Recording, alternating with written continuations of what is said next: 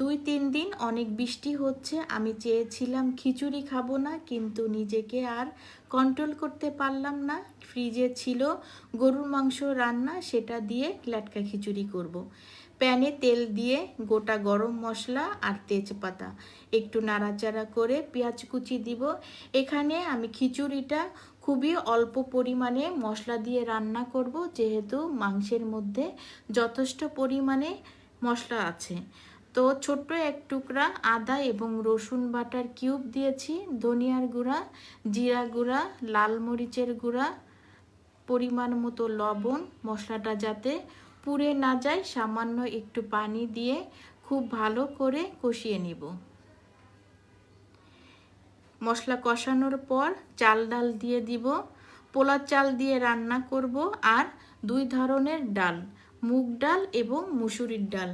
মুগ ডাল সামান্য একটু হালকা করে ভেজে নিয়েছি। মুগ ডালটা ভাজলে সুন্দর একটা স্মেল বের হয়। তো মশলার মধ্যে চাল এবং ডাল খুব ভালো করে মিক্স করে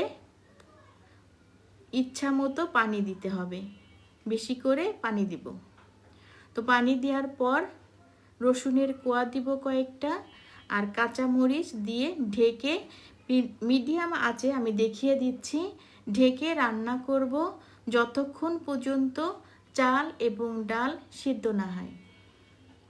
তো চাল এবং ডাল খুব ভালো করে সিদ্ধ হয়ে গিয়েছে। এ পর্যায়ে যখন আসবে তখন রান্না করা গরুর মাংস দিব। গরুর মাংস খিচুড়ির সাথে খুব ভালো করে মিক্স করে নিব। রান্নাটা প্রায় শেষের দিকে। আরেকটা স্টেপ বাকি আছে, সেটা হলো বাগার দেওয়া। অন্য একটা প্যানে তেল আর সামান্য একটু ঘি দিয়েছি। 2টা শুকনা মরিচ, মরিচটা একটু লাল হয়ে আসলে একটা সাইডে রেখে রসুন কুচি আর পেঁয়াজ কুচি, রসুন, পেঁয়াজ আর শুকনা মরিচ ভালো করে ভেজে বাগার দিব। তো বাগার দেওয়া হয়ে গিয়েছে, খুব ভালো করে মিক্স করে নিব। আমার এই রেসিপিটা কেমন লাগলো জানাবেন। বিদায় নিচ্ছি। আসসালামু আলাইকুম।